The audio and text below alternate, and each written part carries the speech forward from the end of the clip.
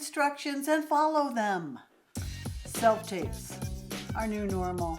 This is the first of a series of videos on advice on how to make the best self-tapes. I am Jenny O'Haver. I am your casting director, and this is the casting channel. Okay, you want to make the best self-tape you can. Well, let's start from the top.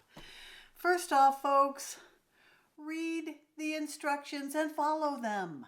I know that sounds kind of basic, but it's pretty surprising how many people don't read the instructions. So let's start there. And granted, some casting directors give way too many instructions. However, in general, we try and keep it simple.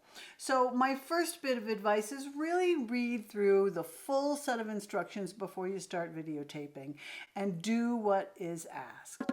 When you self-tape, in general, you want to self-tape with your camera or your phone, because I'm assuming you're doing it on your phone, in your landscape position. Just to be clear, this is how you hold your phone when you're recording in a portrait or vertical format, and this is how you hold your phone when you're recording in a landscape or horizontal format. And the reason you want to put it in landscape and not in portrait or vertical, because the platforms that we're uploading your video to work best in a landscape format. Just like YouTube, it's landscape. When you see the vertical videos, that's one way of taping. But in general, when it's an audition, you want it to be in the landscape position so you can see body language and movement. Otherwise, it's a very narrow field of vision and you really don't get the full sense of who you are and the body language. And also, frankly, it doesn't fit into the format we're uploading it to.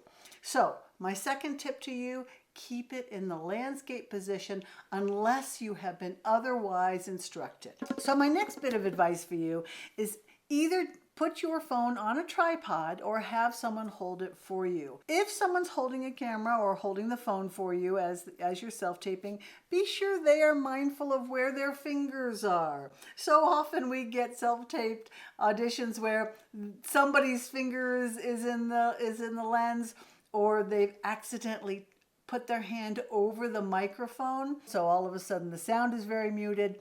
So anybody holding the camera for you, do make sure they're mindful of where their hands are.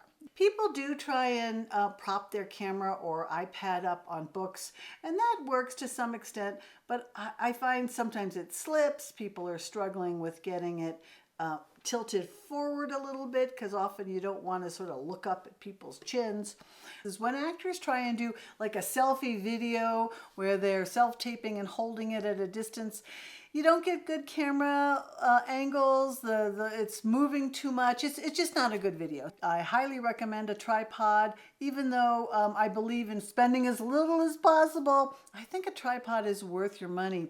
This here is the tripod I use. It's inexpensive, it's super light and easy to use. So this tripod for me has worked really well. I'll put a link in the bottom of the description here for you if you want to check it out. So another bit of advice I want to give you is your line of sight.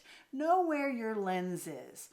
I'm recording from the back side of my iPhone, so I'm looking directly into the lens right now.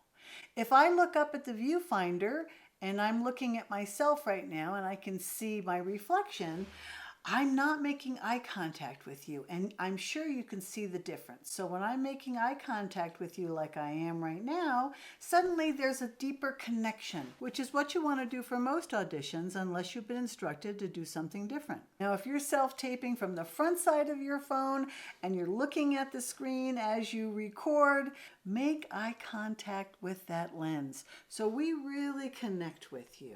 The next thing I want to talk about in this video is framing. So just to make sure we're all clear, this is a close-up, this is a medium shot, and this is a full body shot. Usually in an audition situation, your slate, meaning in the beginning when you say your name and perhaps your agency, it's done in a close-up shot. Then oftentimes we'll want the remainder of your audition to be in a medium or full body shot so we can get body language, see your physicality, maybe see you moving. Something to be aware of though, especially in a full body shot, is that to get a full body you have to back away from your phone or your camera So that means you're going to be further away from the microphone. So your sound quality may be different. So you may want to speak up if you're pulling away from the camera. So that wraps it up for the basics that I wanted to cover in this video. In future videos, we're going to talk about lighting, audio, backdrops, and ways to work with other actors when you have a 2 or 3 person scene, but you have to do it in a self-tape format. In the meantime, actors, let's start practicing those self-tape skills, so when you do get your next audition, you feel more confident and ready to do it. I'm Jenny O'Haver. Let's get to work.